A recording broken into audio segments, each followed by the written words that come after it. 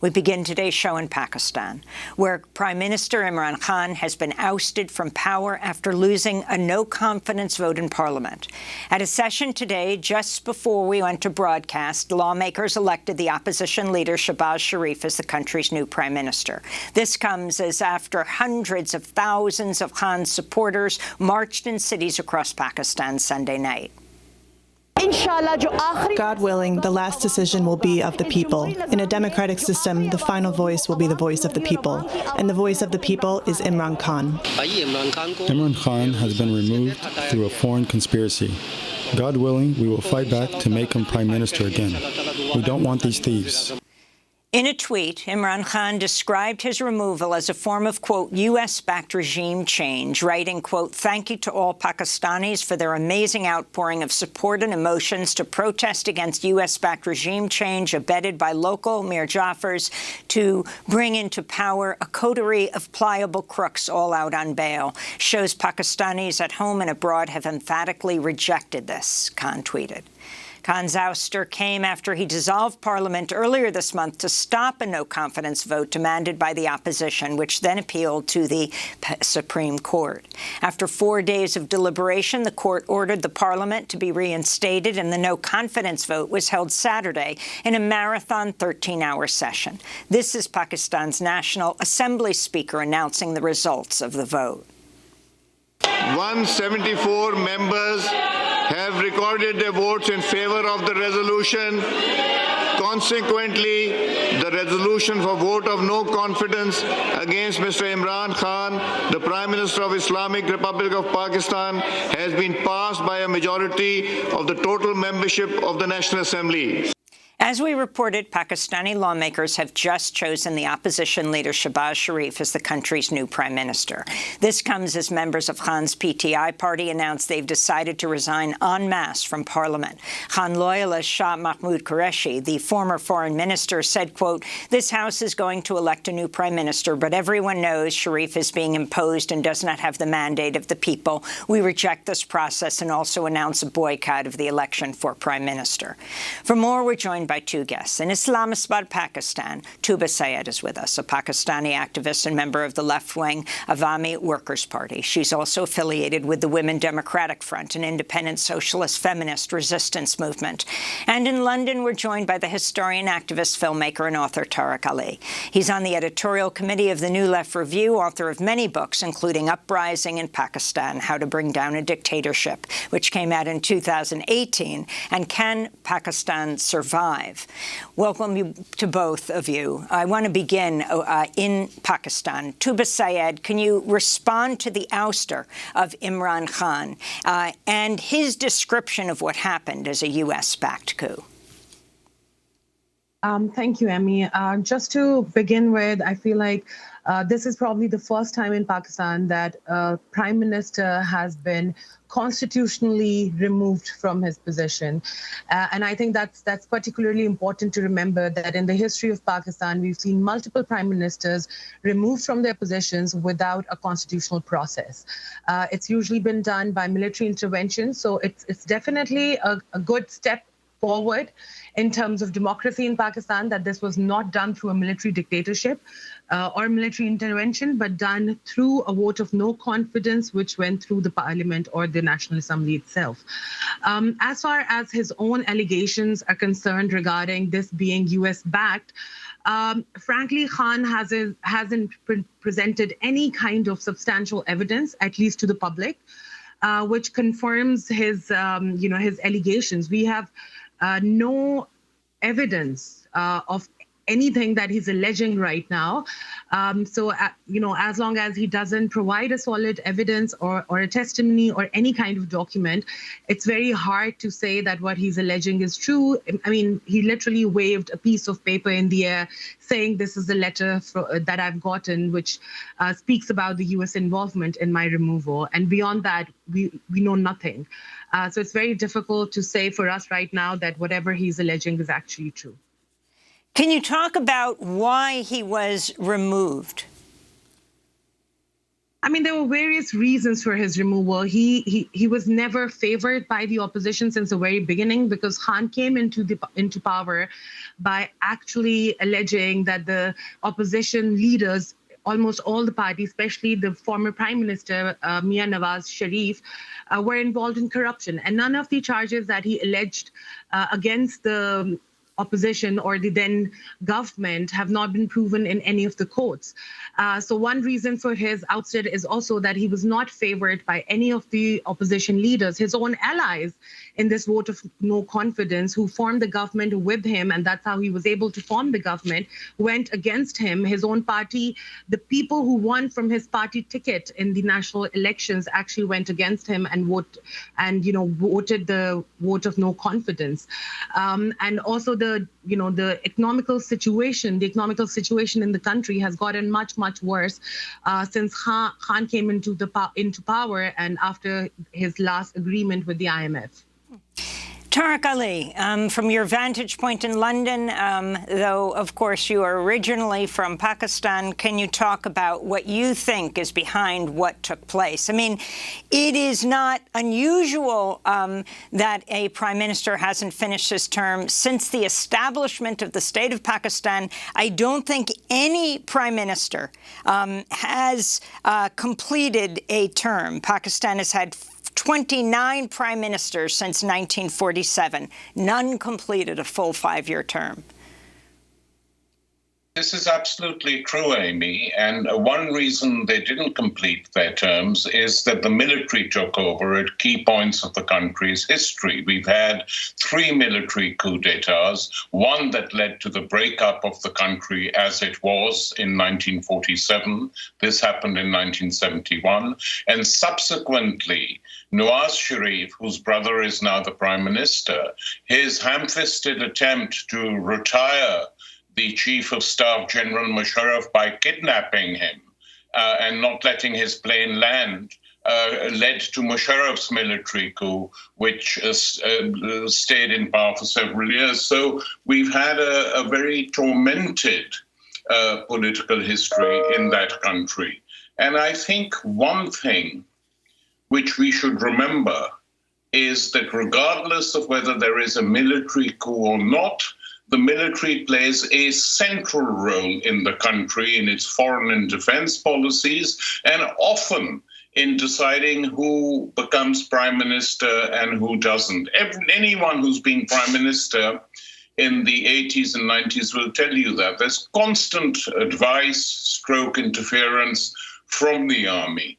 So as far as Imran is concerned, he had not got a majority in the election he won. And these tiny parties, which usually do the bidding of the military, were, lined up to provide him with a majority. The opposition, which is no better in my opinion, it's wrong to present them in any way as offering any real alternative in that country, has been clamoring for 3 years for a vote of no confidence. Suddenly, it happens, and these parties that had been organized to back Imran withdraw their support. His own party is split. One thing has to be said. If you ask, has the PTI government achieved anything, I would say no. It's faced tough economic problems, it's gone to the IMF, all that is true. But it had no vision at all, just like the other political parties in the country. So it became like them. And all the promises of modernizing Pakistan, changing it forever, amounted to nothing. At the same time, corruption continued, including from Imran's family. His latest wife, Bushra Bibi, has a circle of friends around her who've made pots of money by appointing a complete imbecile as chief minister of the Punjab. So all these things began to weigh up. Now, the question Imran is saying, the Americans got rid of me. Well, they may have, we don't know. And by the way, there's never paper evidence when the United States decides to remove a regime, except 10 or 15 years later, unless WikiLeaks releases it. So it's not impossible that the United States expressed displeasure because Imran had described the 20-year occupation of Afghanistan as an American mess. That didn't please the State Department. On the Ukraine, he took a position similar to that of India and China. That didn't please the United States. And General Bajwa, talk about democracy. General Bajwa issues a foreign policy statement clarifying Pakistan's position on Ukraine the same week. So it wouldn't surprise me if the United States said he's becoming a nuisance or something like that. I mean, they're well known to topple governments all over the world. But I don't think that this is the central issue. The central issue is the incapacity of the PTI government basically to do anything for the country. And when you announced the name of the new prime minister, Amy, my heart did sink, because these are people who've exercised power before. These are politicians. And that was Imran's tragedy. He became just like them. These are politicians who can never hear the sobbing of the weak, never hear the sobbing of the poor. They basically come into politics, make lots of money, see who's making more money than the other. There's a competition to make money. Pakistani politics is being totally embroiled and imbricated in the making of money. The two dynastic parties, PPP and the Pakistan Muslim League, and lately the PTI, as well as the smaller parties. So this is a tragedy, and I don't think any change of government is going to solve that problem. Shahbaz Sharif is the new prime minister. His brother Nawaz is where you are, well, at least in the same country. He's in London and says he's going to be going back to Pakistan, in exile in London. Tooba Syed, if you could talk about this moment. I mean, you have President Biden today having a meeting with the Indian Prime Minister, Narendra Modi. Of course, India and Pakistan, nuclear rivals with each other. And if you can talk more about the context of what's happened now, whether or not the U.S. was involved. Clearly, as you said, the Pakistani parliament has engaged in the no confidence vote.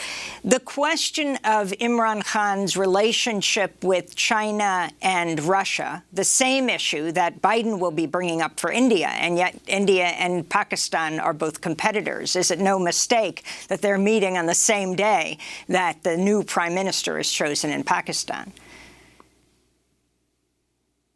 Definitely raises some suspicions in our minds as well. I mean, we know the tensions between India and Pakistan that's going on, and their US-Pakistan relationships have not been great lately as well. But I think we should make no mistake. Imran Khan is a populist, a center right-wing populist leader, and he's using this opportunity to really encash on this anti-Americanism which can be seen. And we've seen many in the US left especially thinking that Imran Khan is some sort of anti-imperialist hero from the third world, which is certainly not the case. But we see this is something, this card of anti-Americanism has been used multiple times in the past in Pakistani politics by right-wing leaders. And we see Imran Khan using that same card this time because elections is coming up. He knows he's going to contest. So this is another populist move of his to also maybe take revenge from his own people and his own country by making the relationship so complicated between the two countries. And we feel it's a very sensitive moment. But we also know that Imran Khan is known for his stubbornness and his destructiveness when it comes for him to gaining power. I mean, during his regime, the rights activists and the left-wing political workers went through the worst forms of harassments and attacks, whether you talk about students or, the doctors during the pandemic, the students protesting during the pandemic, the workers being laid off. He's had a very terrible history of suppressing any voices which speak against him. And we see that this might be another way of Imran Khan perhaps taking revenge from the country itself and from the opposition, because he knows that the next government which is going to come into power, even if it's an interim government, is not going to be able to clean up the mess that Imran's government created. Can you talk about his attitudes towards and policies towards women in Pakistan, Tooba? I mean, it's been completely horrible. There have been increase in sexual crimes in Pakistan against women, especially during the pandemic. And the only kind of statements that kept coming from his sides were that this is because there's vulgarity on media. This is happening in Pakistan because feminism is a Western concept. And if I don't know if you know or not, but there's a very charged, robust movement in Pakistan, a women's movement in Pakistan running from the last 5 years. The government itself has been complicit in attacking the movement. Last year, when there were several false allegations against this movement, against various women rights activists, the Khan government did not speak up. They did not do anything to protect these women because there were religious right-wing groups who were threatening the lives of these women. Some women had to leave their jobs, had to leave country, take exile, go into, some form of safety. The government did not do anything for the women rights activists who were under threat. There has been a constant dismissal of the kind of sexual violence that is present within Pakistan by the government. We've also seen that there were certain bills which other politicians were trying to pass, which the Khan government actually sent to the Council of Islamic Ideology to judge, which they knew that they would never approve those bills. There have been multiple women rights bills which have been dismissed in the Khan's government by Khan's own party members.